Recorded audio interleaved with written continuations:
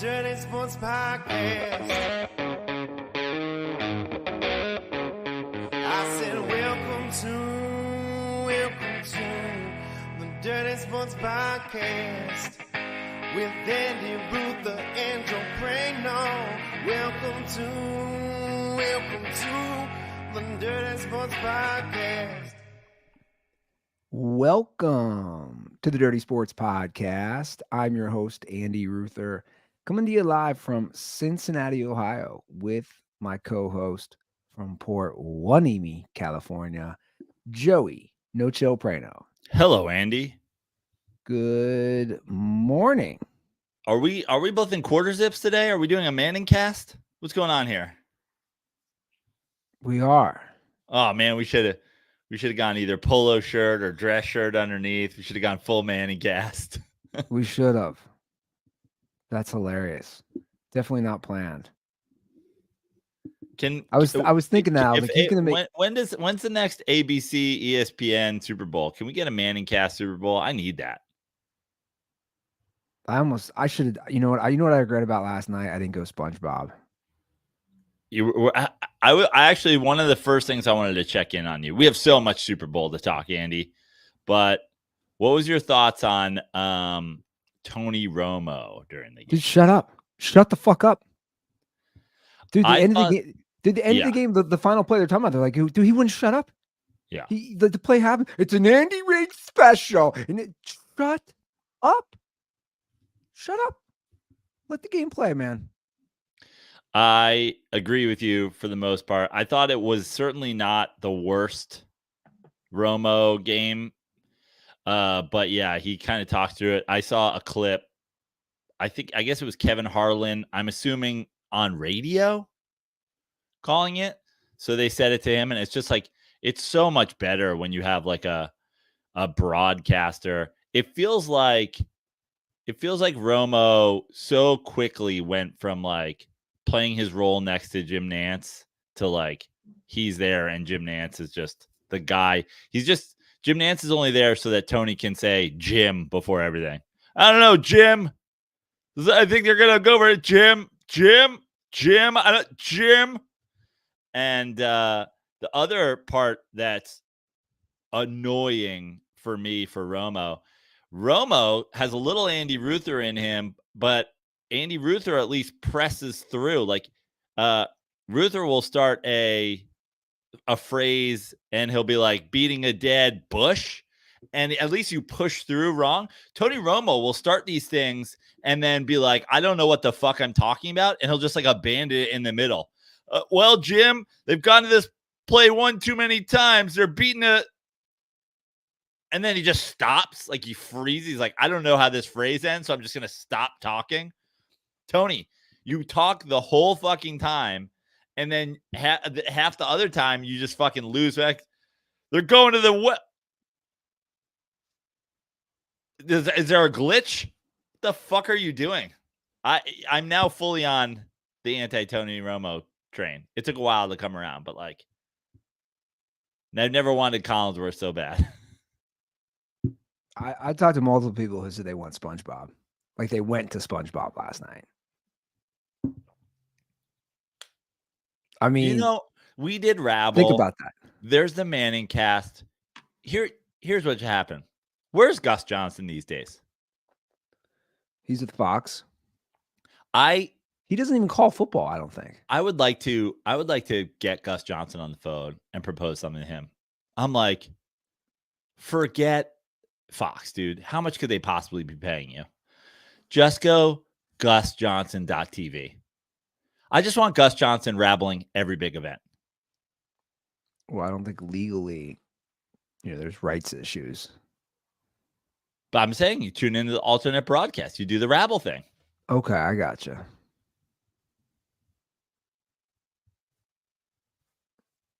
And then GusJohnson.tv could run all the time, no matter what's happening.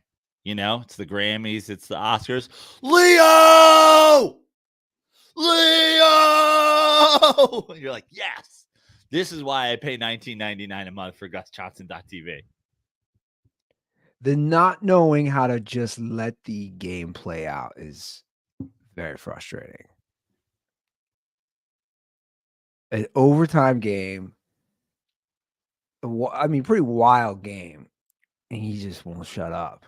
What's amazing is that it's like the blueprint is there. If you think about all the great calls over the years, even, God, people must have people come around on Joe Buck at this point. Like, you've got to, there's got to be people out there suddenly appreciating Joe Buck. But like, think about all those great moments, the helmet catch, but like the fucking, the Brady comment. Like, you hear Joe Buck. You don't hear Troy Aikman. Like, that's not your fucking job, Tony. You're not supposed to be calling the game. Jim is supposed to be calling the game. You're supposed to be adding fucking color.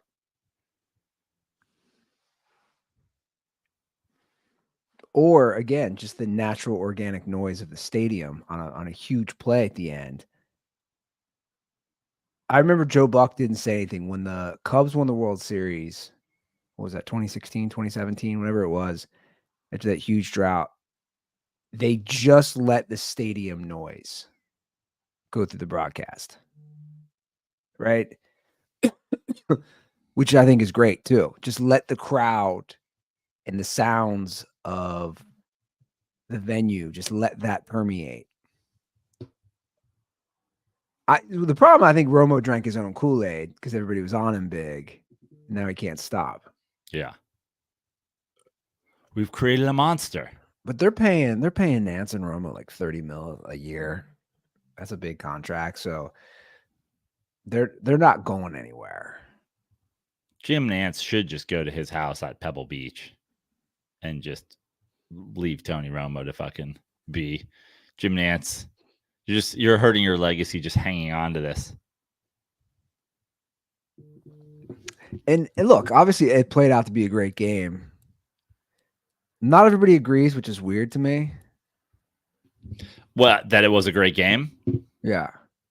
Well, it was certainly a boring game to start, correct?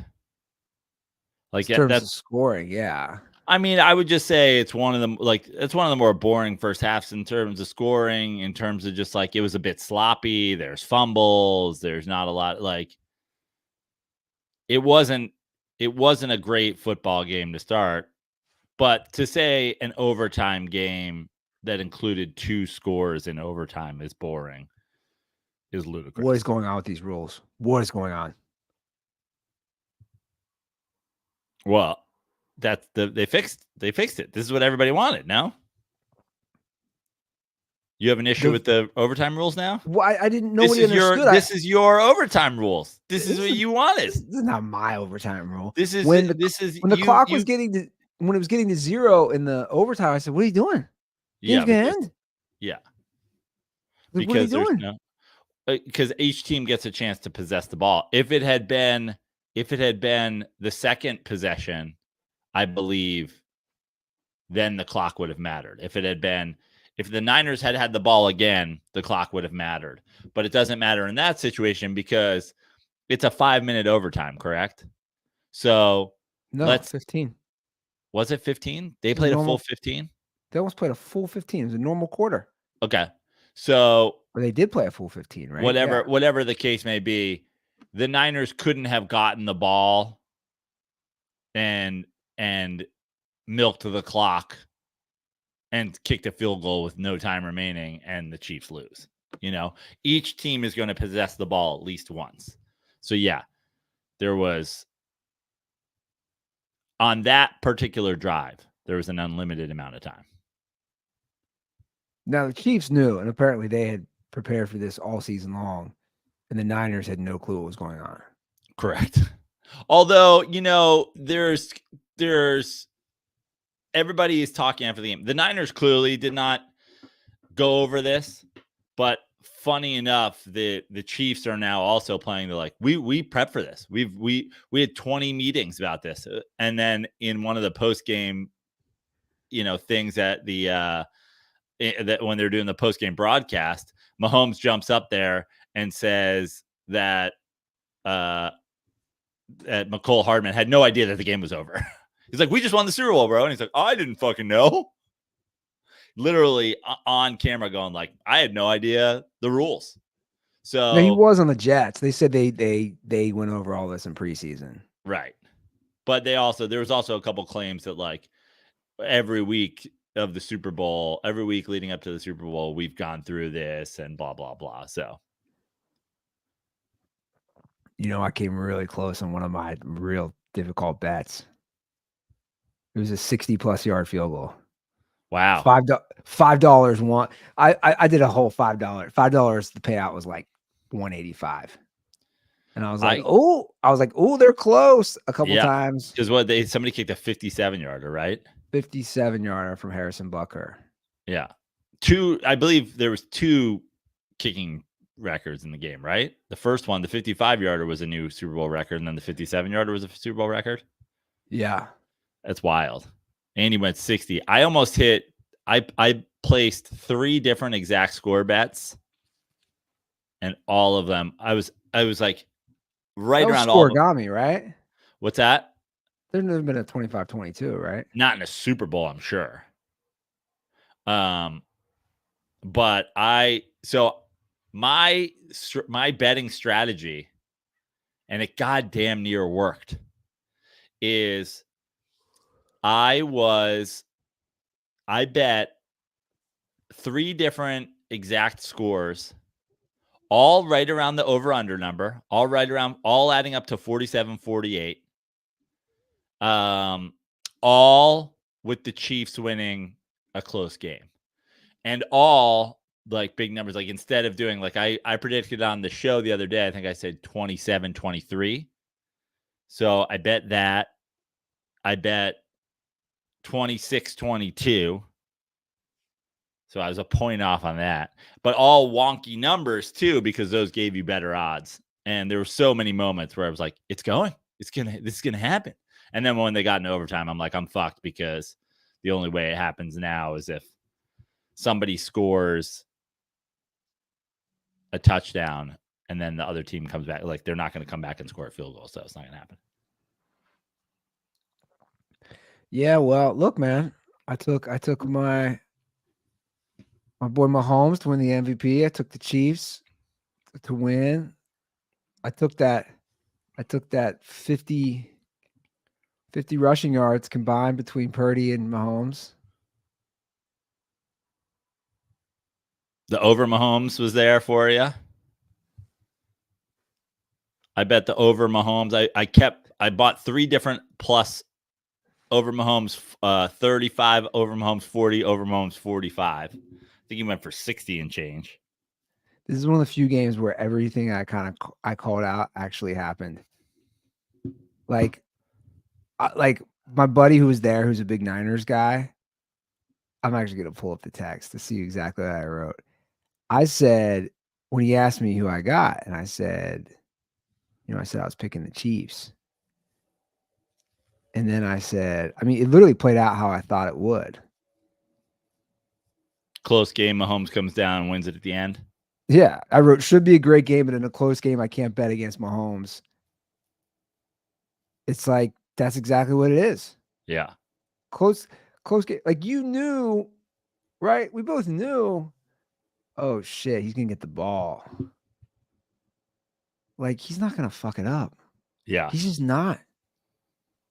Patrick, and I know we dissed Romo, but he did say something I agree with. Mahomes has growing up, I always had Michael Jordan's going to make it work. The Bulls are going to win. Like, I never had doubt ever watching those Bulls teams. That's how I feel when the game is on the line with Mahomes. It's a foregone conclusion to me. Yeah. That's why I was like, oh, Niners, you got to score. Honestly, I thought it was a foregone conclusion that they came down and scored a touchdown at the end of the regulation. I was like, we're not going to overtime here. Yeah, I thought that too. But once they were in overtime, you're like, and then of course we get the overtime of who takes the ball. That was, people are hammering Shanahan for that. And I think, what's wrong with that? I think rightfully so. Because really? I think especially if you're playing Mahomes.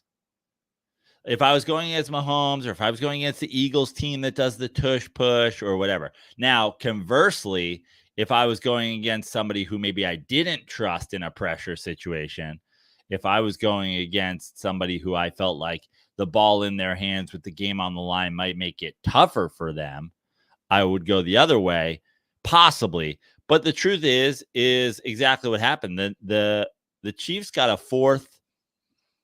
They went for it on fourth down because they knew they needed to score at least a field goal to extend the game. If the Chiefs get the ball first, where they were on the field, they don't go for a fourth down. They punt. Yeah. And the Niners have a chance to win the game. They were on their own side of the field. They punt. So the idea of handing the game and saying Patrick Mahomes will know precisely what he needs to do to tie or win the game when he gets the ball. This isn't your old-fashioned overtime. This isn't, we'll take the ball and the win. It's like, this isn't even regular season overtime. We'll take the ball and the touchdown and we'll get the fuck out of here. This is, everybody's getting the ball, man. Now, I almost threw out some names. I don't necessarily know that there's names out there who specifically I don't trust in those situations, but there's a couple guys, I might take the ball first and get some points on the board and kick it to Kirk Cousins. I might be like, all right, here you go. On this fourth, now you have fourth down. You're in 4 down territory the whole field, but maybe you'll throw it 9 yards short of the sticks on fourth down. Do you see the Kirk Cousins curse? No. It's still going. Is the Kirk Cousins curse, what is this tied to specifically? So no team that's lost to Kirk Cousins has ever won the Super Bowl. That's amazing. And the Niners lost to them this year. Amazing. I love this. Also, like the Niners, I don't know if you saw, there's a couple people that tweeted or put out things, but essentially the Niners quarterback situation of getting Jimmy Garoppolo and then through a various number of things ending up with Brock Purdy instead of some of the quarterbacks who they could have drafted in the years since whatever that would be, 2015 or something like that, or 20 whatever. The number of guys they could have had in a draft in whatever, they didn't do it because Kyle Shanahan really wanted Kirk Cousins in free agency. That was we're not going to make a move for a QB. We're not going to look at Patrick Mahomes in the draft. We're not going to draft this guy. We're not going to draft that guy. We're getting Kirk Cousins, which hilarious. That's interesting. I mean, they were right there. And then also Kirk Cousins came up numerous times throughout the game because there was a couple of Jesus commercials. The Jesus Farmers of America. Got Jesus? With just like priest cum stains on your lips.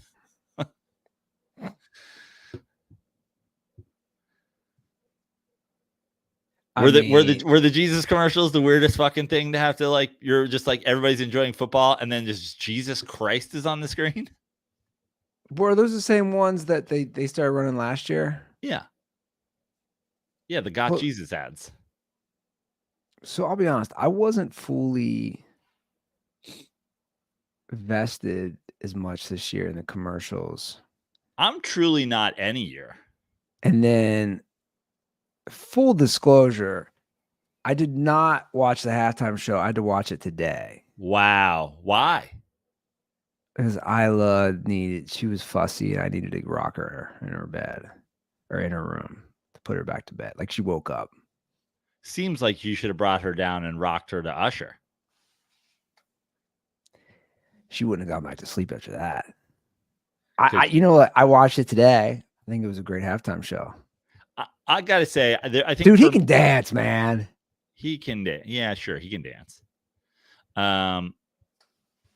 It's funny, like, I know all those Usher songs, and they're all like hits, and you're all like, yep, that one. I can't name fucking half of the ones he played, but like I know them.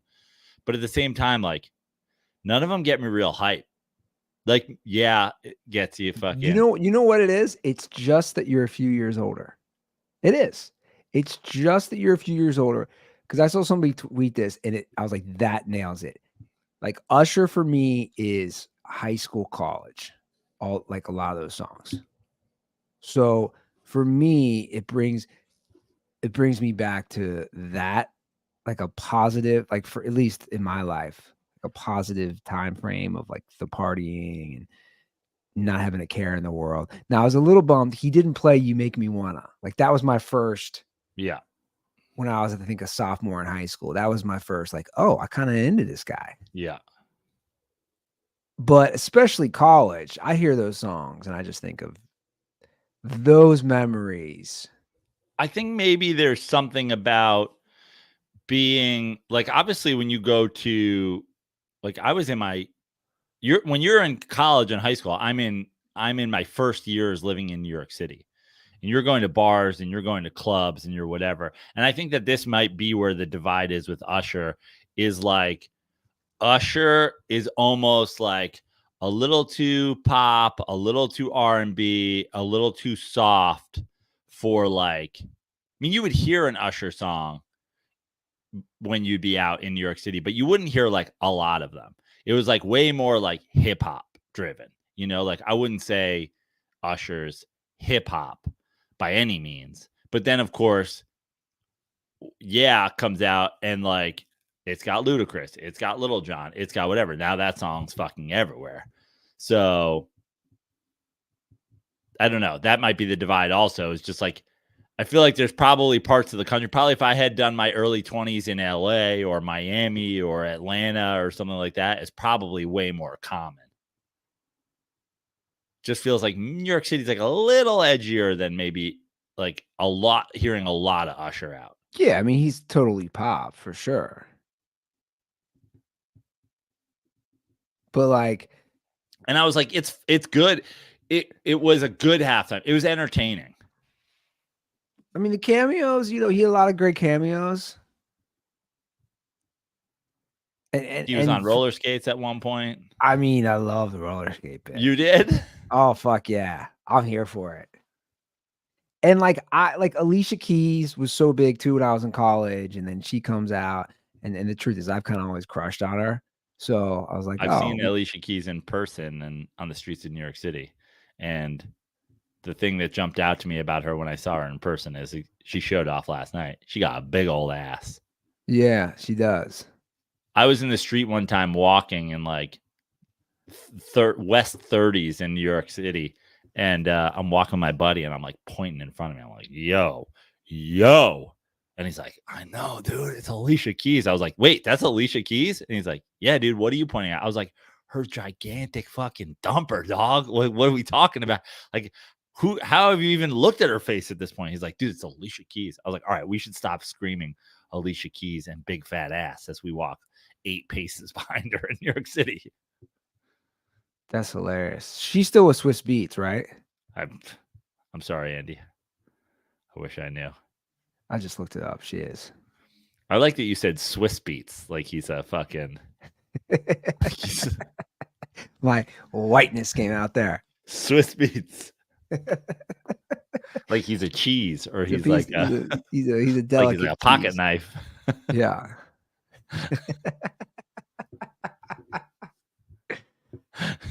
Again, I liked it, man. Like he can, like that gets me a little turned. A lot of those songs. Can you make me a cup of Swiss Miss with a side of Swiss Beats? I got my drink. Give my 2-step, my drink. You know that song? I didn't even know she was with Swiss Beats.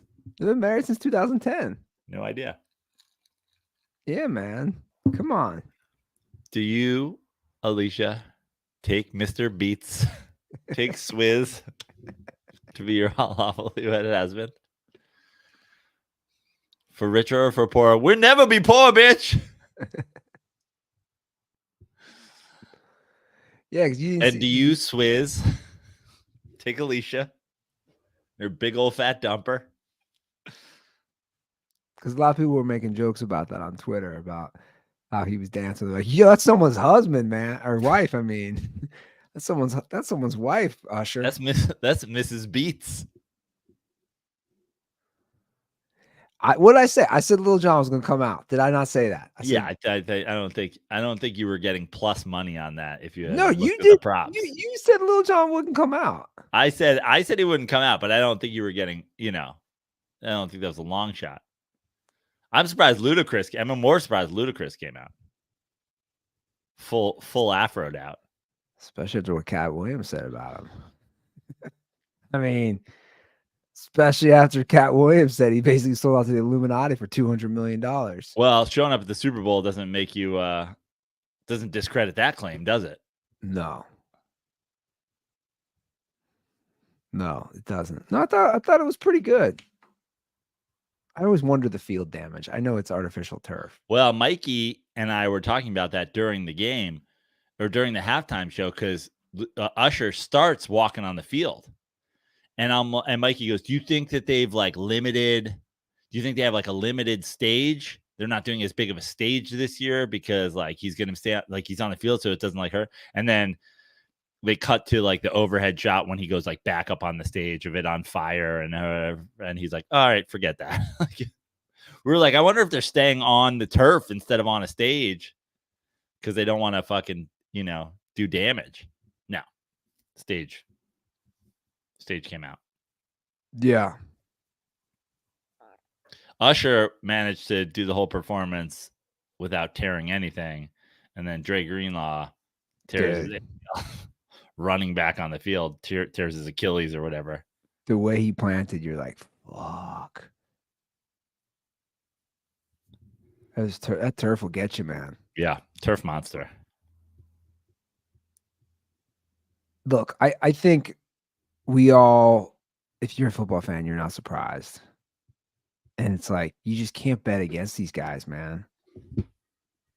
I saw I'll take you through my thought process throughout like the weekend / early in the game. So I told you on the show on Thursday, I was like, the only thing that's making me scared about like a close Chiefs win, which is what I thought basically the second the championship games ended, I was like, here we go. 3-point Chiefs win, 4-point Chiefs win. Like, that's just like what I saw happening. Was the line the line comes down, but then it goes back up. Like the line never got to an even game. It never got to the Chiefs side, even though the entire world seemingly was on the Chiefs. So you're like, damn, does that mean the big money's on the Niners? Like, how is Vegas doing this? Or are there just like secretly people out there that are betting on the Niners but not saying anything? I don't know. Really felt like the whole world thought the Chiefs were going to win. But the number doesn't move that much. Then on TikTok, I'm watching TikTok last week and I see, or like over the weekend, TikTok, it feels like the one thing about TikTok is there's a lot of people who do like, I don't want to say impersonation, but there's a lot of like recycled material. So I saw one guy go like, the whole world's fucking stupid. You're a prisoner of the moment. Look at this the whole year. The whole year the Niners have been dominant. The whole year the Chiefs have been suspect. And now the whole world's on the fucking Chiefs. You're dumb. And I was like, okay, well, I just like kind of rolled my eyes and scrolled on.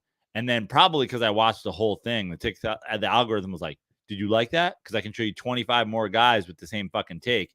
And then I started getting pissed off and like commenting. I'm like, the Super Bowl is literally never about the regular season. It's about who's hot. Like, do the undefeated Pats next. Like, that take brought me away from my fear about the number not moving. I was like, these people are all fucking idiots.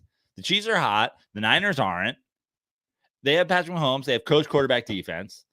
I'm fucking back on the Chiefs. Then the game starts, and I'm like, maybe everybody's right and I was wrong.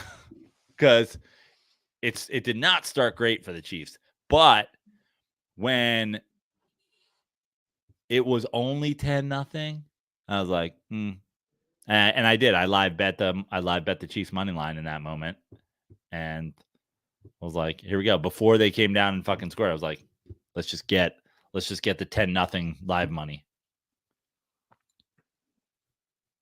Yeah, I thought they were going to score a touchdown before half. Obviously, they only got 3, but it's just like nothing. There's nothing that where they're going to be down too much. And let me say something about that, about you saying they're not down too much. I feel like the Lions, the Eagles, the fucking the desperate teams that we've seen in football, I feel like a lot of those teams go for it before the half. We need 7. We need to go in the locker room. 100%. 100%. Chiefs are like, kick a field goal, make it a 1-score game, come out, do the fucking thing. Like the whole fucking and you can go back to the argument I had in week 1 after I posted it. I said, if the Lions are so goddamn good, are so good, how come they play so goddamn desperate? And the analytics people are fucking crying in their fucking soup right now. The Niners basically, like George Kittle said again this weekend, he was on, I think, fucking Pardon My Take or whatever. He said, we knew we were going to win when the fucking Lions went for it on 4th down and we stopped them. Like the analytics crowd and their fucking lack of momentum. Dude, the Chiefs, the whole postseason, played the opposite of desperate. They never played desperate once. All right, cool. We'll take the points. We'll take the points and we'll try to get a stop and we'll get fucking points. And before you know it, the Chiefs are winning that football game. Quietly winning that football game. They didn't need a 4th down conversion here and a fucking go for it on this one. And they're going for it on their own side of the field. Like, so I actually read an article about what you're talking about today in The Athletic. It says Andy Reid stayed the course in the Chiefs Super Bowl win. And that's what all the players said. They said the exact same thing. They're like, when we were down, we just stuck with the game plan. It didn't matter when we were down 10 points that they weren't going to get all crazy on offense and abandon the run and get crazy with the scheme on defense. It was just, we're going to stick to what we're doing. We're only down 10. And they did. And they kept punting and they kept doing what they had to do. And we all see how it happens in the second half. And how about the punt? Dude, the punt, that's the game. The punt going off that guy's foot. There are so many times, dude, I'm a New York Giants fan. And sorry to fucking dig up your past Niners. But in the NFC Championship game in San Francisco, on the Giants' second Super Bowl run, the Giants got 2 turnovers on punts. And it was a fucking game changer because when you get those turnovers, you're deep in their territory already. Just like it happened with the Chiefs yesterday. They punted. There's a lot of these coaches who are like, well, we can't fucking punt here. We got to go for it. Or we got to fake punt. Or we got to go whatever. And it's like the Chiefs punted. The Chiefs got a turnover. And that turnover was the single moment in the game. That was the game.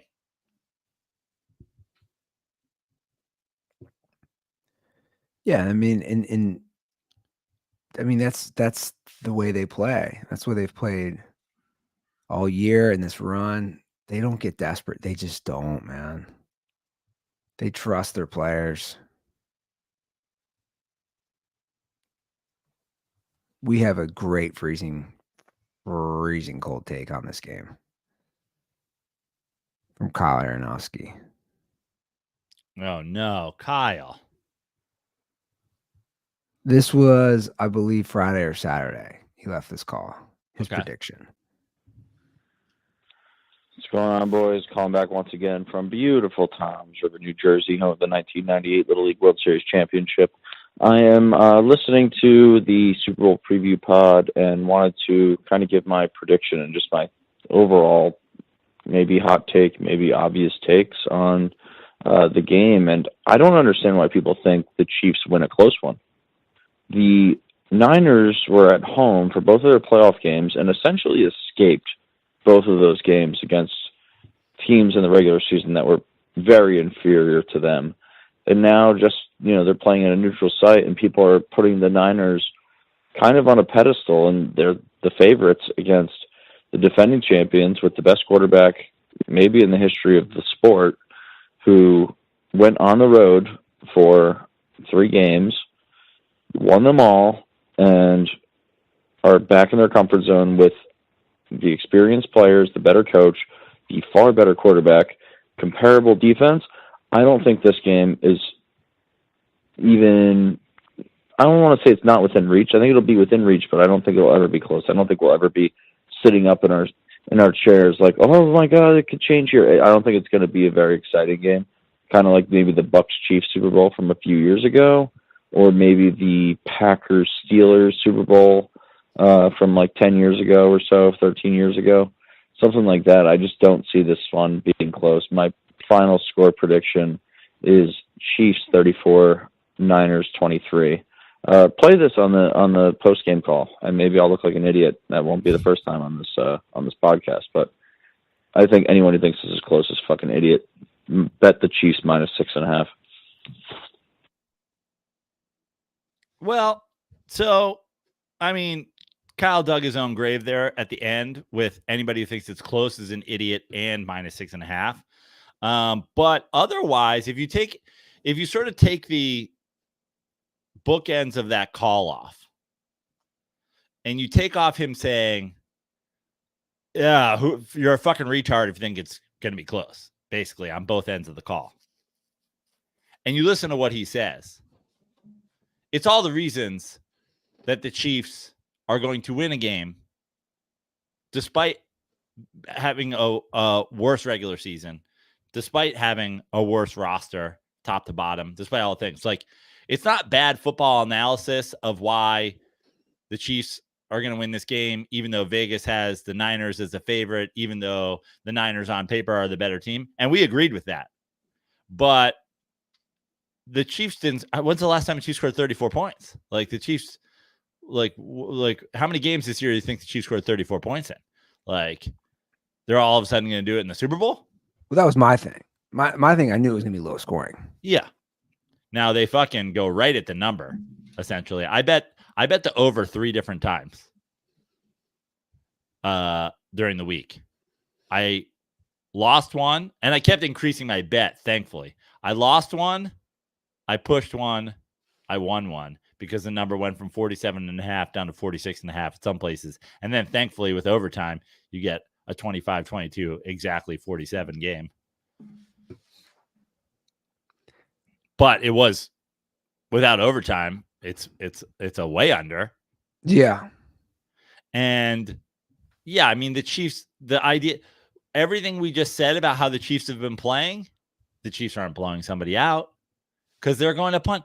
They were even talking about, there was a play late in the game where Romo said, oh, Patrick's about to like unload one downfield here.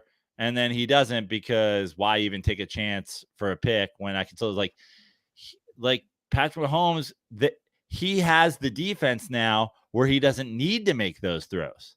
That's why we're seeing Patrick Mahomes take the 10 and 15-yard runs all the time now after he sits in the pocket for a little longer, as opposed to chucking him downfield because before he didn't have a defense, and now he does. So Patty Game Manager is now playing a completely different style of play based on the type of defense that they have. And they're not going to blow somebody out. They're not going to blow. Honestly, I can't think of a team that they could play in this Super Bowl that they blow out. Like, there's probably 3 teams in the league that they blow out in this Super Bowl. I think everybody plays them, to a single-digit game. Yeah, they're just not a blowout team. And conversely, they're gonna fucking kill you. Death by 1,000 cuts. They're gonna they're gonna beat you in the end. And they're not a blowout team, but their defense is also just gonna be like, dude, you're not gonna be scoring. What did they say during the broadcast? The Niners in actual real-time minutes went like 100 minutes without a first down. Yeah. The defense is just steady, man. Now, we got to do it. I've seen mostly universal, well, Brock Purdy showed up. No more to this Brock Purdy doesn't belong shit. Brock Purdy showed up. I have 2 Brock Purdy takes on this game. Again, I want to reiterate for the people who have come at me, like, I'm a Brock Purdy fan.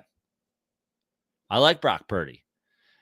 In the end yesterday, I ended up so the whole week I was talking about, like, what's my rooting interest going to be? And in the end, what happened is I just had more money on the Chiefs. So I wasn't rooting against my own financial success. Also, shout out to Clayton Carter. I I was talking about being a Bovada bettor last week because we don't have legal gambling here. I bet all of my Bovada money. I bet all the money in my Bovada bankroll yesterday over the course of the weekend. And then also shout out to Crypto Ranta. I didn't want to deposit anymore into Bovada because they love for you to deposit via Bitcoin. And I don't want to get rid of any Bitcoin that I happen to be on because Bitcoin, as Crypto Ranta will tell you, is on the up and up. So I'm not pulling any of my Bitcoin out. And so shout out to Clayton Carter, who was also put me on to another gambling site that I could use for some last minute bets that I had to make for friends and family. But in the end, I was essentially rooting for the Chiefs because I had money on the Chiefs, more money sprinkled on Chiefs things than I did on whatever. But my 2 Brock Purdy takes on this are: 1, I surprisingly, one of the few player bets that I lost was Brock Purdy under the rushing yards. It felt like, and you tell me if you agree, but the whole playoffs, especially in the late in the other 2 games, Brock Purdy taking off was really like a nice weapon for them to have. Now, Spags maybe got himself into the Hall of Fame as a defensive coordinator with this game. He now has 4 Super Bowls as a defensive coordinator. He had a great attack. But did it feel like Brock Purdy was afraid to take off a little bit in this game? Yeah, for sure.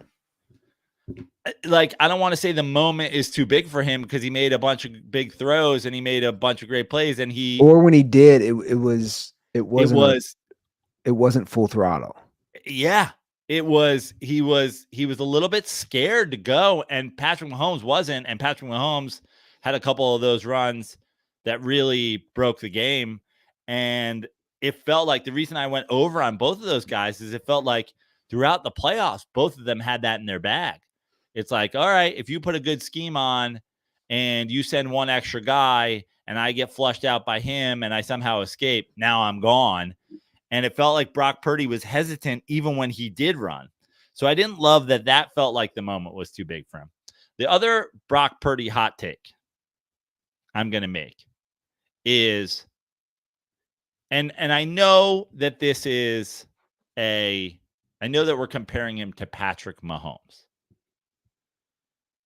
But if you traded just the quarterbacks, now we've got a blowout game, right? If you trade just the quarterbacks, that's a fucking old-timey 90s Super Bowl 41-16 Niners, right? If Patrick Mahomes is on that Niners roster, that's a fucking blowout. And I understand we're comparing him to Patrick Mahomes, but that being said, I don't think that happens that often in Super Bowls, even when, like the Tom Brady Super Bowls, even there's a lot of Tom Brady Super Bowls where you look at like, is it really a fucking huge difference in the game if you swap Donovan McNabb and Tom Brady in that game? Is it a huge, is that suddenly a fucking Eagles blowout? Like, I don't think so.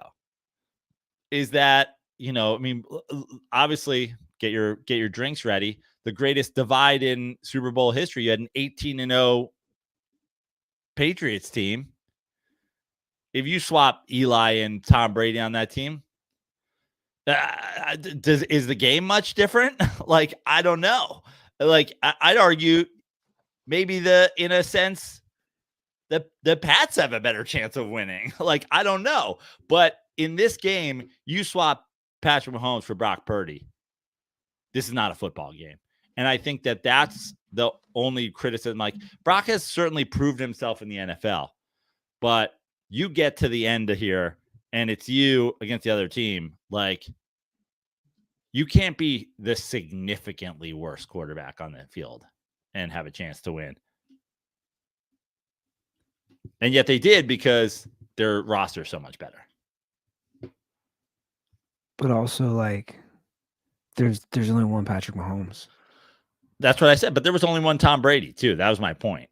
You know, there's only one Peyton Manning. There's only one. I mean, at this point, you have to look at. So, like, if you're a fan in the AFC,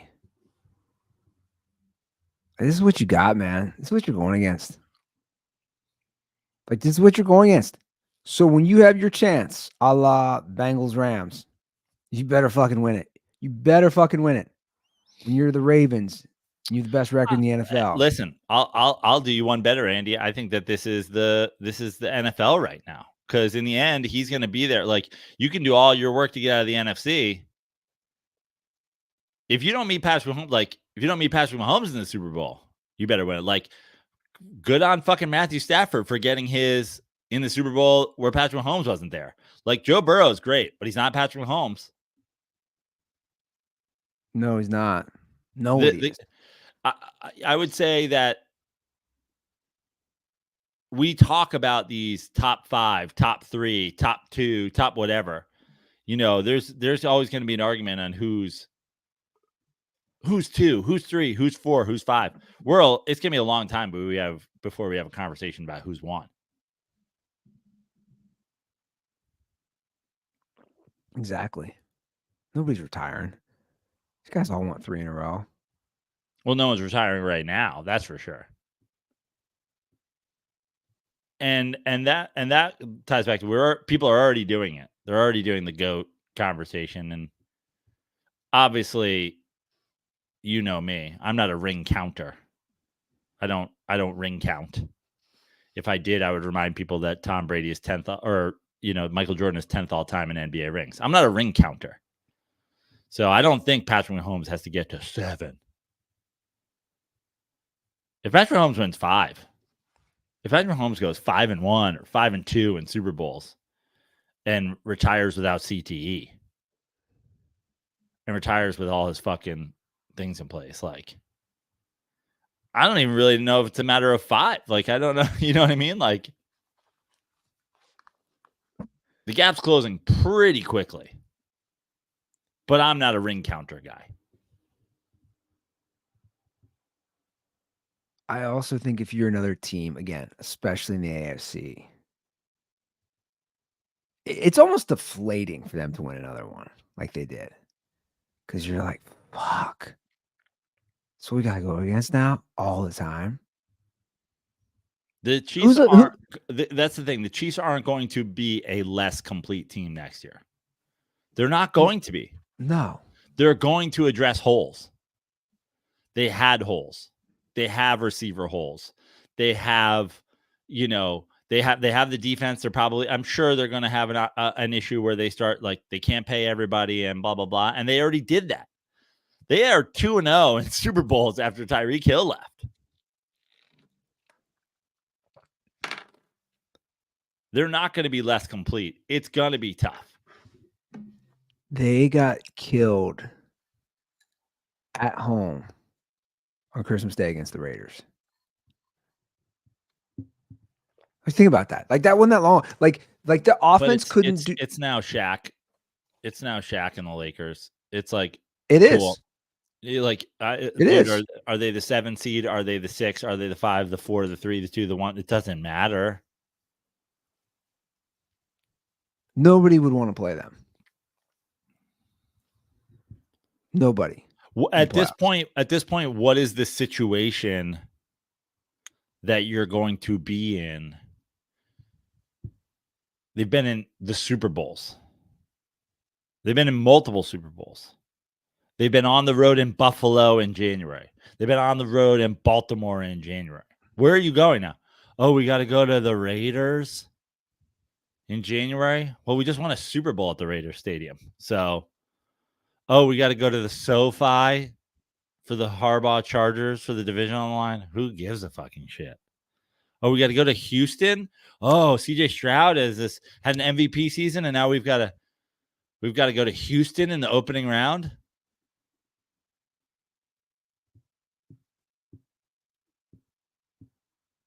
That's what I'm saying. Like this team was clearly by far their worst team. Oh, we've got to go to Chillyville, USA.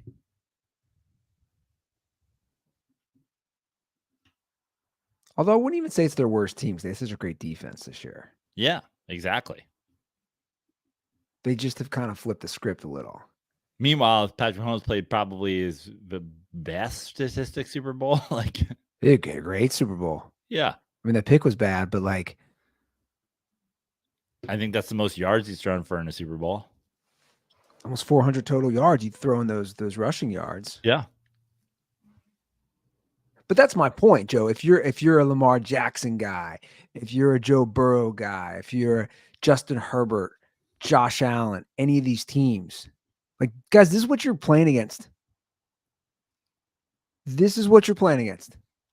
Good luck come playoff time. Right, which is why, like, listen, I'm on the Justin Herbert, Jim Harbaugh train. I've been saying since they fired Brandon Staley, before they hired Jim Harbaugh, and I doubled down on it. Like, give me my Justin Herbert MVP fucking odds today. Give me my Chargers win the AFC West today. Give me the fucking Chargers in a 2 seed playing the Chiefs, cakewalking through the fucking regular season as a 7 seed, beating the shit out of them in SoFi in their first playoff game. You know what I mean? Like, give me it.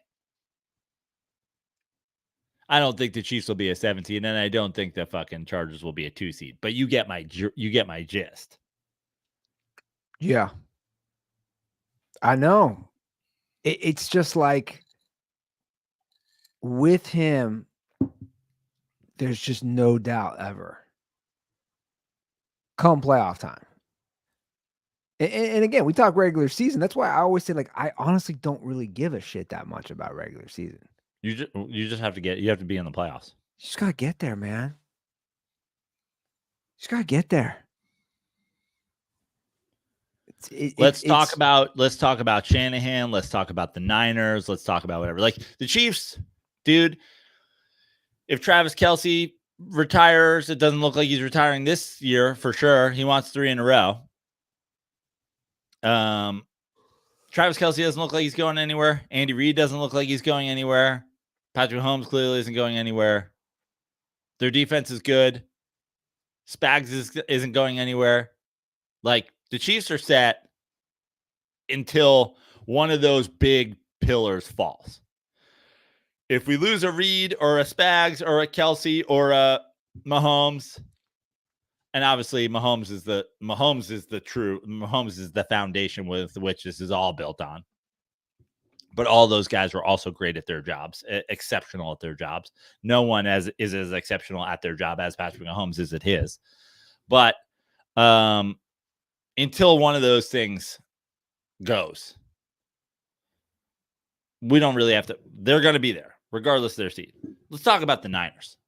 Shanahan's got blown double-digit losses in 2 Super Bowls as a head coach. Biggest blown Super Bowl as an offense coordinator. He has gotten there with the best roster. He's gotten there with Jimmy G. He's gotten there with Brock Purdy. Are they going to be like? They're set up. But, well, first of all, why do you abandon the run?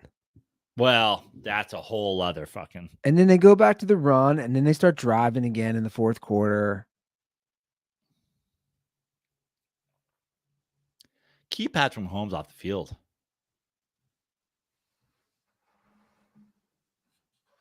Look, the Niners aren't going anywhere though. That's the thing. 'Cause they're too loaded. They're too loaded. But are they going to a Super Bowl? Like, let's just like pencil it in next year. Like, all things considered, like, let's just go. We run it back. Flash cut to 1 year from now. We're in New Orleans for the Super Bowl. Chiefs, Niners. Disregard who gives a fuck how the regular season went. Do you get like, how many games out of 10 do you give the Niners a chance in? They bring all the weapons back. Everybody's healthy. All the fucking things. You can look at a couple moments in this game, the punt, Greenlaw getting hurt, like all these fucking things. And in the end, we all felt like Patrick Mahomes was lurking. I'd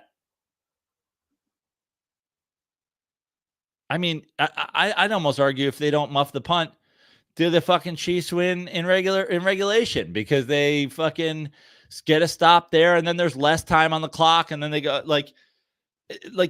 yeah, it was a game-changing moment, but it's not like the Chiefs were fucking dead and buried if they catch that kick.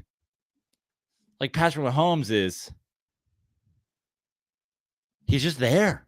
Like, it's a Super Bowl or bust league. And you bend twice. And you added the McCaffrey. And you found your QB.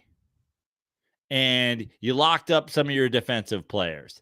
And Ayuk has come alive. And Jennings had the game of his fucking life.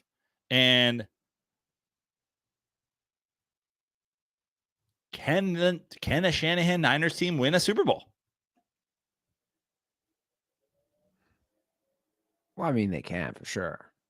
If the Chiefs don't get there. Yeah, that's the thing. I mean, look, that's the thing. You just don't want to play the Chiefs. Nobody wants to play the Chiefs. I learned that last year. I thought the Eagles would win last year. I learned my lesson. Think about Patrick Mahomes right now. Think about it. He's played, 6 years? His only playoff losses are to Tom Brady and an insane comeback, which was, a great defensive second half of the Bengals, like against Joe Burrow. You know what I'm saying? So, like, he's and I'd argue the Bucs thumped them in the Super Bowl. You want to fucking do the rigged, the fucking refs, the whatever. The first playoff loss to Brady is of all the people fucking screaming about the Chiefs. If there was any rigging for the Chiefs that have happened in the last few years, it's all to make up for that fucking nonsense. The fake, the fraudulent roughing the passer where the phantom touch of Tom Brady. You got into Tom Brady's fucking outer rim. I thought it was a pretty well officiated game yesterday. Yeah, right. We didn't have to talk about the refs, which was nice. Yeah, it's pretty well officiated. So we have a call related to another Super Bowl. I think this is kind of interesting. What's going on, Dirty Sports? This is Hunter from Michigan. Do you guys have any big regrets when it comes to sports, whether it's watching sports, whether it's playing sports? For me, honestly, one of my biggest regrets is the fact that when the 17-0 Patriots or the 16-0 Patriots, I can't remember which one, played the Giants in that Super Bowl, and I still fucking can't believe it, and I still cringe every single time. I was rooting for the Patriots during that Super Bowl.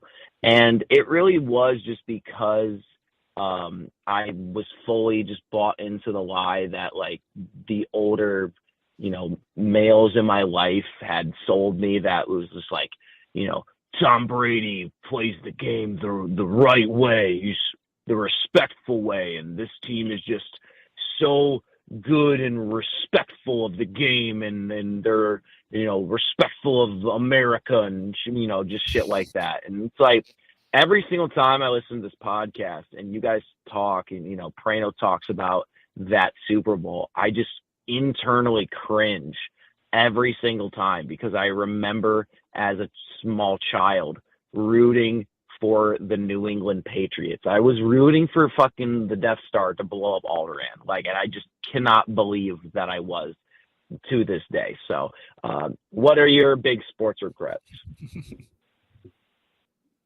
Well, first of all, I was rooting for the Patriots too. Shameful. Shameful. It's not shameful. You know why? Oh, you wanted to see 18. You wanted to see 19. Yes. Oh, you wanted to see history. I want to see history. You wanted to see whatever. I did. You didn't give a fuck that they were probably cheating their way to 19-0. You didn't give a fuck about any of that shit. You're just like, you were literally rooting for the Death Star. Then I was. And Darth Vader's great. In fact, as an adult, I like Darth Vader better than fucking Luke Skywalker. Chop off his other hand. Darth Vader's a boss. So I think, Andy, hold on. Never going to happen again in my lifetime. Hold on, Andy. I would like to say, you say that now, but when Luke and Leia have the Skywalker cast and they're both in quarter zips and Luke is pointing shit out with his robot hand as to what they're doing wrong on these Jedi fucking runs, you're going to be like, you know what? Turns out Luke was the man the whole time. Look. You're obviously a Giants fan. I, in a way, don't have a dog in the fight. But what I did want to see was history. I wanted to see 19-0. I wanted to see it. And also the Miami Dolphins, the old guard, the old heads, the 1972 Dolphins, popping the champagne every year, Mercury Morris. All those guys I found obnoxious. I'm like, this is a team, man. This is modern football. This is not Larry Zonka. So I have no regrets rooting for that Patriots team. In fact, conversely, I still sometimes think about that and think, God damn, it would have been great if the Patriots went undefeated. It would have been amazing. It's the same way I was like the 72-10 Bulls. I was like, dude, this is pretty awesome. And then obviously Golden State breaks that, but they don't win the title. I'm here for the records. I don't know what he's talking about Tom Brady playing the game. Like, I don't know about that. Yeah, because that year, generally good rule to stand by. The fucking sports takes your boomer parents are yelling at you are ludicrous and fucking probably wrong. Because I mean, first of all, that Patriots team that year weren't they getting hammered for like beating the snot out of teams and like not taking their foot off the gas and trying to set records and Randy Moss and all that shit, and they were all like whatever. So it's like it's not like they were like, whoever the fucking backup of the team was getting a whole lot of goddamn run that year, and they were like, oh, we're playing the right way. We fucking don't set like what the fuck ever.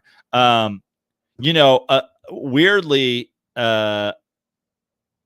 my hatred of I always hated the Eagles and I always hated the Cowboys, but my hatred of like my learned to hate of NFC East teams or like Giants rivals in some way was probably regretful. Like I rooted for the Redskins in the year after the Giants won the Super Bowl against the Bills.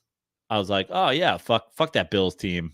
Because the Bills had like gotten under my skin so much in the year before and all this shit talk. The Giants didn't have any chance. Giants have a backup quarterback. You're not going to win. And then the fucking Bills like acted like, oh, we fucking won the Super Bowl. Just like our kicker fucked it up. And it's like, guys, you also played a 2019 football game. Like, it's not like you're like if Thurman Thomas didn't lose his helmet and fucking Scott Norwood could kick. So I was rooting for the Redskins in that game. And now I'm kind of like, I wish I was rooting for the fucking Bills. And obviously, you go into the next years, you hate the Cowboys, so you root against them. I'm trying to think if there's any other ones that like I was on the wrong side of rooting. I was on the wrong side of rooting early on in the Bulls campaign, like when they would beat the Knicks and go to the finals. I was like, all right, well, at least we lost to the champs. At least Michael Jordan, the greatest player on earth. Like retroactively, I wish I was rooting for the fucking Portland Trailblazers. I was rooting for the Lakers in their first one, and then I'm sure I was rooting for the Bulls over the Trailblazers and the Bulls over the fucking Suns or whatever. And maybe not the Suns because I was a big Charles Barkley guy, but like there were certainly moments in there where I rooted for. And then the second time when they came back around, I had grown up and I officially hated Michael Jordan and the Bulls. And then so the second three-peat, I was rooting against them the whole time. I would say I regret rooting for Michael Jordan versus the Blazers. Oh, you regret that? Yeah. Because I think the other 5 of the other 6, I was probably on the right side. I used to always root against those Lakers teams. The Magic Johnson Lakers teams? No, the Kobe. Oh, the Shaq. Kobe. Wow, you rooted against them. Oh yeah. And you were Mr. Kobe back then too. And no, you were like not a Lakers yet. fan. No. I always wanted the Sacramento Kings to win. Okay.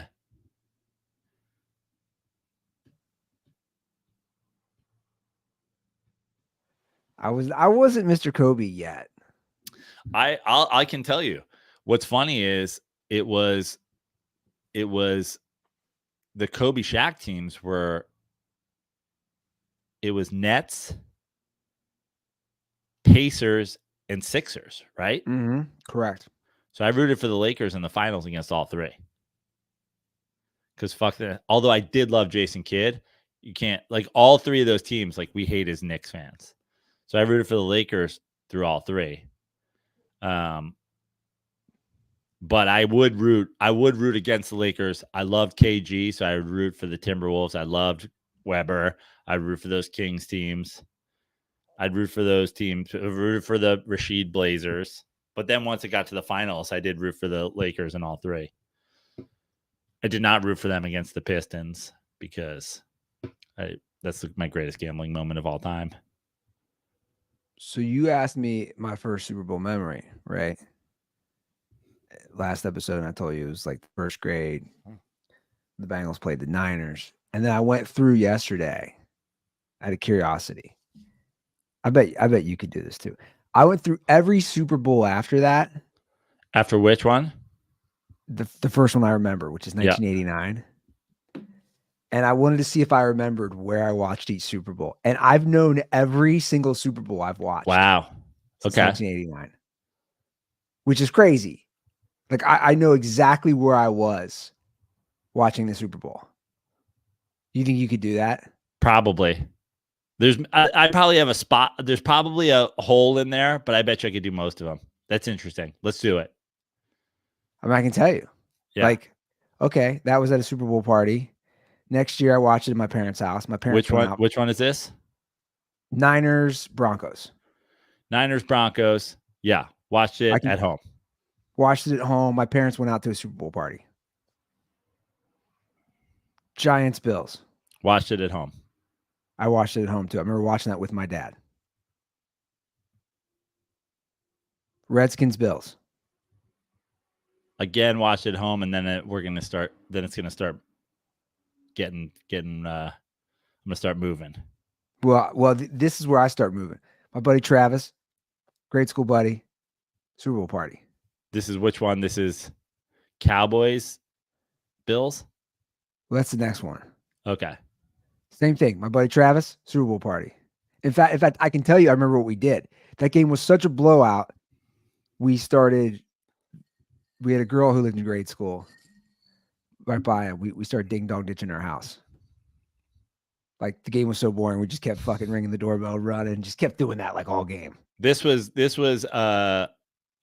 Cowboys, Bills. That was the one that was at the Rose Bowl. That's the one with Leon Lett and Don Beebe. Correct. Yeah. All right, Cowboys Bills again.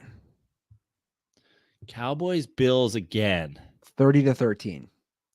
Where was In that Atlanta. game played? Atlanta. I don't know where I watched it. The new Georgia Dome. Yeah, I don't know where I watched that one. So I can tell you, it was my buddy, same thing, my buddy Travis. It's like 3 years in a row we watched the Dallas. Then we got Niners, Chargers in Miami. I know I watched that at home. I watched that at Chris Worth's house. Friend of mine, huge screen. Dad was like a fucking sports financial guy. It was like the spot. Yeah. Super Bowl party, Chris Worth. And the next year, which was Cowboys, Steelers. Correct. Which Chris I watched Worth's at house, home. Back-to-back years. Okay, I watched that at home. Packers, New England. I remember specifically being in the basement watching that one. I know exactly where I was for this one. I was at home. We had a Super Bowl party. We had people over. My brother John famously called Monroe Jackson throughout this game. That's a whole. Anybody who knows the Monroe Jackson I tales? know. Yeah. That's hilarious. Famously called Monroe Jackson, I think, after the game. All right, the epic John Elway run win over the Packers. I remember I went to my buddy Matt's house to watch that. That was, I'm in college. I watched it in 98. I watched it in a 98. That's January of 98. Correct. Oh, it's against the Packers. I watched it in a fraternity house at Lehigh University. All my buddies joined the same frat. I watched it at their house. Okay. Next one, Denver goes back to back. They beat Atlanta. For some reason, I don't know why, because I'm a junior in high school. I remember watching that. My parents went to the Super Bowl party. I remember I was solo, or maybe I was watching my little brother at my parents' house. This one, and then the next year is Giants, right? No. Next year is the Rams Titans. Ooh, okay. So the Elway one, I watched in my off-campus apartment at Lehigh. And then the Giants one, I watched in my off-campus apartment at Lehigh. Rams, I don't know where I watched that one. Maybe I was home. I don't know where I watched that one. I knew I watched the Rams. I watched it at my buddy Danny's. We were in his basement. I was rooting for the Titans for some reason. Yeah, same. Because I liked Steve McNair. I like Steve McNair. Same. And for sure, I know where I watched the Ravens Giants. I was a freshman in college. We went over to one of the upperclassmen of my fraternity's apartments, in the old Vandeventer apartments. Watched that bloodbath. I watched it in my off-campus apartment. I punched my freezer and broke my hand. I broke a finger. Also, I remember a weird memory from that. Earlier in the day, we took a ride to, like, I don't know, Burger King or Arby's or some shit like that. And during the day, when you would buy it, you could pick which team you thought would win the game, and you wrote your name and address on it, and you put it in. And there was 2 buckets, and then if the team that you picked won, they would go into that bucket and they would pull a name, and whoever's name they pulled would get like free Whoppers for a year or some shit like that. And I just remember, not only did my team lose the Super Bowl, not only did Kerry Collins have the fucking game I knew he was going to have, not only was it a devastating and only Giant Super Bowl loss, not only did I punch my fucking freezer and break a bone in my fucking finger, but for some reason in my mind, I was like, well, guess I'm not getting those fucking Whoppers. Worst Super Bowl of my life. That's hilarious. All right, next year, I was living in St. Louis for this one, so I'm clearly rooting. This would be what? This would be January of, or this would be February of 2001? February of 2002. 2002. Brady's first Super Bowl. I was at my brother's. My brother lived in a townhouse. He was still in school, and we went over there. And I remember being bummed again because all I cared about was the Rams winning so that we get a parade so that I could ditch school and go party. And of course, they lose. I don't know where I am. I don't know where I think we're going to hit. I mean, this is now we're in early 20 New York City, Joe Prano. I think we're going to have a lot of blind spots here. This will be interesting. This is going to be Blackoutsville, USA. I can't say for sure where I was. So next year we have the Bucks just fucking beating the Raiders 48-21. I am a junior in college. I am living in the Coronado Apartments, apartment 8A, because my goal was always the goal always was I was on the 8th floor. The goal was always to run an 8A train on a girl. Literally, these are my goals in college. Literally, we had that on the wall. Things to do this semester. One of them was 8A train. I mean, unbelievable. This one, I know for a fact I was at my second New York City apartment, 20th and 2nd. I remember this is the day that Jimmy Kimmel Live premiered, and they flew fucking hilarious. I was just gonna say Warren Sapp on like a helicopter to LA. Yeah, it's the day because the game was insane. Yeah, Jimmy Kimmel premiered on ABC. So you don't know where you're at. I was at my 20th Street apartment in New York City, 20th and 2nd, New York City. So the next year, Patriots, Carolina, same thing. I'm in my same apartment in St. Louis, but this is where it sucks because this is where I go through a bunch of these years now where the hangover is strong and the drinking, and I'm sleeping through a lot of these. So, like, to be honest, that was a pretty good game, right? 32-29.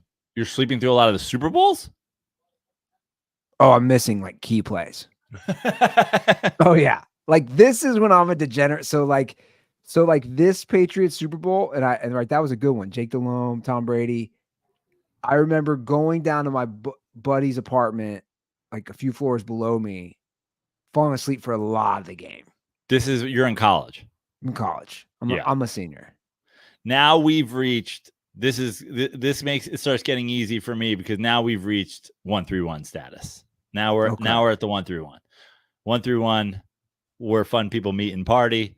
I know for a fact I'm at the 1-1 watching that game. Now the next year, I didn't fall asleep. So I'm on my 5th year in college. Now I'm living in a house in U City in St. Louis when the Patriots beat the Eagles. I remember that game. Yep. In Jacksonville. 1-1. The next year we have a game in Detroit. Pittsburgh beats Seattle. This game I watched in Greenwich Village. I believe, it might have been at the Village Lantern. I think I watched it at the Village Lantern in Greenwich Village. So I'm living in Las Vegas. Here's what I remember about this game. I used to just go so hard on Friday and Saturdays. So I wake up, I'm laying on the couch. My roommate owned like a 2-story, 3-bedroom condo. He's not out. Like I had the game on the channel. I wake up sometime in the first quarter, just on the couch. Like, what is happening? And then the same thing happens the next year. This is how pathetic I am. The next year, I'm still living in. I'm not going to parties because I'm just partying too hard in the week. Like I'm not going to like Super Bowl parties. The next year, I'm still living in the same place in Las Vegas. This is Colts Bears. This is Rex Grossman versus Peyton Manning. This is the Devin Hester kickoff return. Yep. Opening kickoff return. I miss it because I'm sleeping. But here's a fun one. I watched this at the 1-1. I bet Devin Hester kick return, opening kick. I missed the opening kickoff. I walk in. No one knows I bet this. I was like, how the fuck did they score? And they're like, oh, Devin Hester ran back the kick. I was like, I like fell to my knee. It was like out of God, why am I blanking? Shawshank Redemption. I'm just like on my knees, rain pouring down on me. Like they're like, what is? I just like take Miller Lights out. I'm like, ah. And they're like, dude, the game just started. I was like, dude, it was like 22-1 that he fucking ran back the kickoff. I just made $2,000. Or I think I made 15. I think I made like a $65 bet on it or something like that. So these, like the 2 years I lived in Vegas for the Super Bowls, those are lots of sleeping. Unbelievable. Sleeping through the Super Bowl. So I'm just like, you were saying hungover, sleep. So wait, you're hungover from Saturday night, and then you start drinking on Sunday, and then you're no. So like my how I did it when I was living in Las Vegas, the Friday and Saturday, especially my first year when I was a teacher, I'd go so hard. I'd be going out till like 5, 6 a.m. both Friday and Saturday. Yeah. So my Sundays are just shot. Like basically Sundays, I'm just sleeping and I'm going to bed early. And like, I mean, I almost feel like dirtballs have to go back through thousands of episodes of this podcast and listen to your sports takes, knowing you didn't even watch these games. You're fucking sleeping through Super Bowls, dog. What are we talking about? This guy's weighing in on the great quarterbacks of all time, the great performances. This dude was asleep. Tom Brady's the GOAT. How the fuck do you know? You're fucking not like you have flashes of Jake Delhomme fucking throwing goddamn dimes and then going back into nap mode. But that's what it was. It wasn't. I'm not sleeping through the whole game. This is how Ruther ends up saying shit like Kobe Bryant, Killer Instinct, because he just hears he's like in a halfway fucking dream state, and he's just got Kobe Bryant hitting Killer Instinct. He's just like goddamn Clockwork Oranging himself here. Your friends are like holding your eyes open during the NBA Finals, and all you're hearing is like, Killer Instinct. What's funny about this Super Bowl? Remember, it was pouring rain down in Miami, and I'm so out of it. Again, I wake up, I miss the opening kickoff, and I'm like, "What's going on?" Like, and then it's like pouring rain. I'm like so out of it. I'm just on the couch, just completely clueless. Now, the next year is your Giants Patriots. Let me say something. Let me do one. This is going to tie back to a question from before. I regret rooting for the Saints in that game. I was rooting for the Saints, and I was talking about Andy Ruther being a former Killer Instinct guy. We're not up to this. We're not up to the Saints game yet. We're nowhere near there. Oh, that's Colts Bears. Yeah. Right. Okay. Oh, it was raining then. Right. I don't know who I was. Yeah, I must have been rooting for the fucking. I don't know. I must have been rooting for the Bears. I think it rained both of. I think it rained both of those games. Because both those games were Miami. So Giants. Right. So Giants Patriots. Sadly, I am on the Death Star. On the Death Star. No, I am working. You're like, take that Wookiee to the garbage chute. I'm sick of looking at him. I'm working at Hotel Oceana. I'm working in their bar and restaurant while the game's on. And it's one of those like small boutique hotels. There's no TV in the fucking restaurant. So I'm sneaking off into hotel rooms, like empty one. You're like asking the front desk, what room's open? Running into that room when I can, having the TV on to watch the game. So full disclosure, I need to rewatch this game. This is I mean all the years of this podcast. This guy just casually fucking gut punching my Eli Manning takes for years. He didn't even watch the fucking Super Bowl. I had to work, man. Why can you rewatch the greatest Super Bowl in history, sir? No, I've obviously watched a lot of it. I need to like rewatch it from start to finish. Sounds like a rabble. We've hit NFL offseason, and instead of Andy Ruther actually having to watch NBA, the next 6 weeks, Andy and I are just going to rewatch old Super Bowls. You were at what, the 131? Yep. So this is my great memory. So my buddy Veal lived with this dude, Mark. I'm not going to say names, but he was a fucking drug dealer. And he was the first guy I knew with a mega TV, super mega TV, fucking 65 inches, HD. I would go in there and I'd get fucking stoned. I'd take bong hits and I was like, this is like I'm living inside these TV shows. Cut to like 2 years later, they start fucking, the screens start getting flatter and whatever. And this guy's like, yo, you know that TV you love so much? You could have it if you get it the fuck out of my apartment. And I'm like, bro, what? And he's like, yeah. And now it's one of these big ass motherfucking 65-inch thing. I take it down 3 flights with a buddy in Lower Manhattan. I take it up 4 flights in Brooklyn. I get it into the fucking thing. It's already an antiquated TV, but I'm like, I have a 65-inch fucking plasma fucking HD, blah, blah, blah. I got it upstairs with like minutes to spare before the first playoff game of that run, which I believe was Giants at Bucks. So I get it up. I watch that game. Then I watch the Cowboys game on it. Giants upset 13-3. Romo throws the pick in the end zone.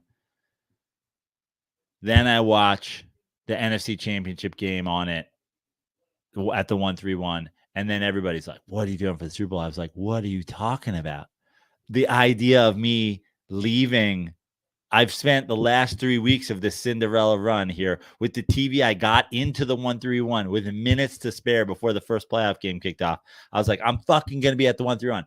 Everybody came over, and at around 1 p.m., I distinctly remember saying, and I remember it's the old Miller Lite cans. Remember the tweener ones, the blue ones? I was like, I am going to start drinking Miller Lites right now at 1 p.m. And I'm going to drink one every 11 minutes until I pass out or the Giants are getting blown out of this football game or the Giants fucking win. And from a 1 p.m. until the end of the greatest Super Bowl in history that Andy didn't watch, I had to have crushed 35 Miller Lites. And then I played Spoons, the Underdog, on repeat and stood on my fucking kitchen counter and celebrated extensively. And then got up to go to the work the next day, the most hungover I've ever been in my life. Went to take Vince out for a walk in like the shorts and like t-shirt that I was sleeping in, not realizing it was February and it was like fucking snowing. It's like 20 fucking degrees outside and it's snowing and I'm walking the dog in shorts and a t-shirt and people are looking at me like I'm insane. And I'm just like, I'm so fucking hungover and this feels so glorious. The Giants have beaten the undefeated Patriots. It was all a dream.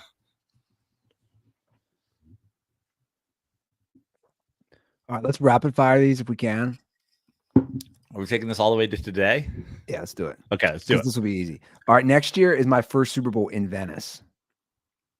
This is Cardinals. Cardinals. Yeah, so this is my old 2-bedroom apartment. Matt Janello's apartment on the east side of Manhattan. All right, Saints, Colts. I was always rooting for the Colts because I was a Peyton Manning guy. Same thing. I'm waiting tables. I'm back at that place. Now I am like blacked out drunk. Like we were all mad that we had to work the Super Bowl. So my boss, who was cool as shit, was like, fuck this. Start making margaritas. So like same thing. I'm like trying to sneak off into different hotel rooms to watch it, but I also don't care because I'm just lit. Back to the 1-1, regretfully rooting for the Saints. I've come since to appreciate Peyton Manning. At the time, I was anti-Peyton Manning because Eli had won a Super Bowl, so I didn't want Peyton to have one. And I was rooting for Drew Brees, who I have come to hate. All right. Next year, Packers, Steelers. My first one in LA. Yeah. I'm in the Valley at a big house party with a guy on couch who's diehard Packers with some of his other Packer boys. I know I've referenced this. A bunch of yo-fool Raider fans show up. Guy on couch blacked out himself, starts talking shit to them in the middle of the game. And I was like, yo, dude, if something happens, I'm not doing anything. These guys might fucking have knives or some shit. Like, what are you doing? Like, the last thing I'm doing is talking shit to some yo-fools wearing Raiders jerseys. This is And my here's a first quick Super Bowl fun in fact LA. about Guy on couch. Yeah. Like, somehow drove Ruther goes, let's do rapid fire. And now also Yeah. let's do some fun facts about Guy on couch. somehow drove from the Valley back to Venice. Like, he's blacked out. I was like, it was one of those things where like, I'm like, dude, you're on your own tonight. Like, I can't deal with this. This is my first Super Bowl in LA. I watch it at my girlfriend's best friend's mansion in Bel Air with like her family, and for like it was their family's Super Bowl party. All right, Giants, Patriots. This one's in Indianapolis. I've referenced this. I was working in Indianapolis that week, so I ended up watching it. Again, I'm with Guy on couch and my girlfriend at the time in her apartment. We worked all week. We were hungover.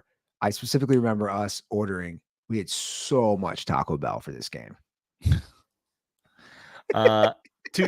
Checks 2 boxes. One, sports regret not going to this game. Me and Mikey were offered tickets to this game. I didn't want to go in the idea of going and watching them potentially lose and being in Indianapolis made me feel like shit. By the end of the week, I convinced myself the Giants were winning the football game, and they did. I watched it at a house in Marina Del Rey with a bunch of friends. Everybody's heard the story. I went out drinking. Cops probably brought me home that night. Woke up, broken phone. Most hungover I've ever been in my life after this game. All right, Ravens, Niners. I'm actually in Cincinnati at the time, and I watched it at my parents' house. Ravens, Niners. Where the This is the electricity blackout. goes out. Yep. I'm at a friend's place in Santa Monica. All right. Seahawks, Broncos. This is my first ever. Oh, wait. I watched it Yes. at Goldberg's basement. It's just me and Goldberg, though. It's just me and Goldberg. I'm at a different friend's house in Santa Monica. These guys, it was a couple, and the husband was a Broncos fan. So I remember it being a devastating day for him. Regret rooting for the Seahawks in this game. Rooting All right. for the Seahawks. Regret that. Obviously came around on Russ after that. Fixed my life.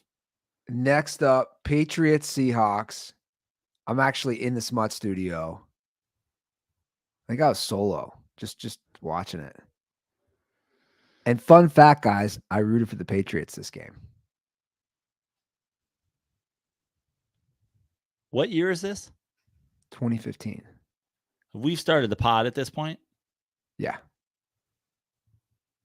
I feel like I was rooting for the Patriots because I already had my flag in the ground about Russ just a fucking year later. You might have. We're about a year in the show. And I don't know where I watched it. All right. Next year, Broncos, Carolina. Same thing. It's just me and Goldberg watching it in his sister's basement. This is 8 years ago. I know this because it just came up on my Google Memories. I watched it. I went to all the parties in San Francisco with Danny. Watched it at a friend of a friend's house in San Francisco. All right. Next year is one of Goldberg's first like parties. This is Patriots, Falcons. Was I there? I was there. I think you were. I was there. Because he did it 2 years in a row. Remember next year, Yep. like dirt balls came both. Next year was the Eagles, Patriots. I was there. Those were back-to-back games. I was at Goldberg's. Okay.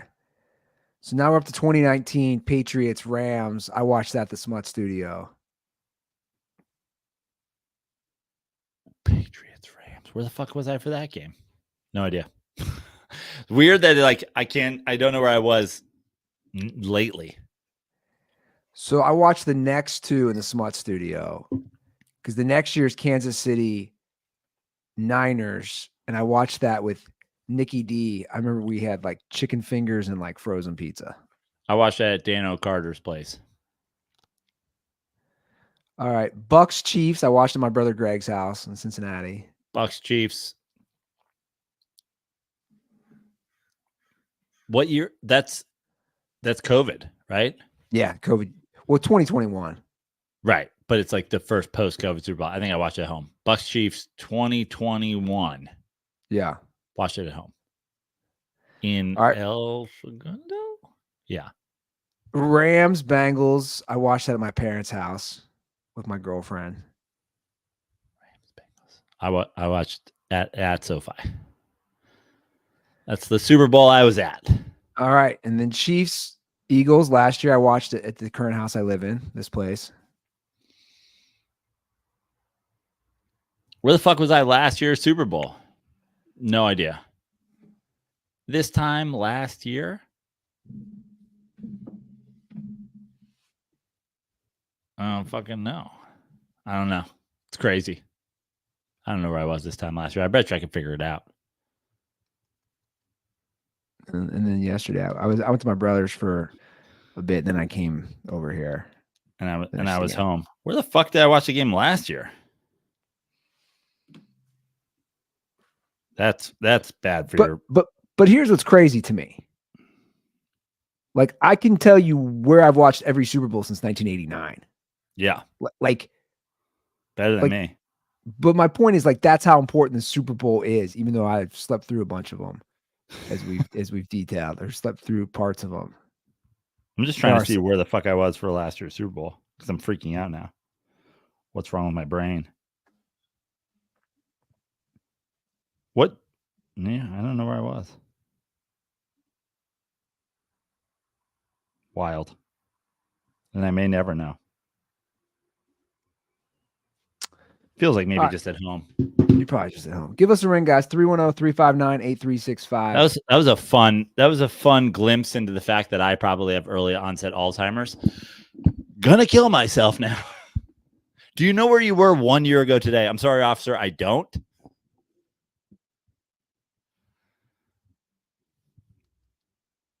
But you knew where you were most of those. Yeah, that's good. Feels like the ones I don't know, I was probably just at home and it was like watching it by myself and therefore, or watching it with my significant other and therefore not.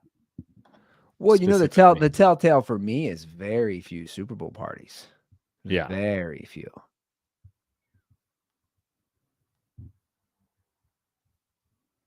Like I'd prefer to watch it at home. Yeah.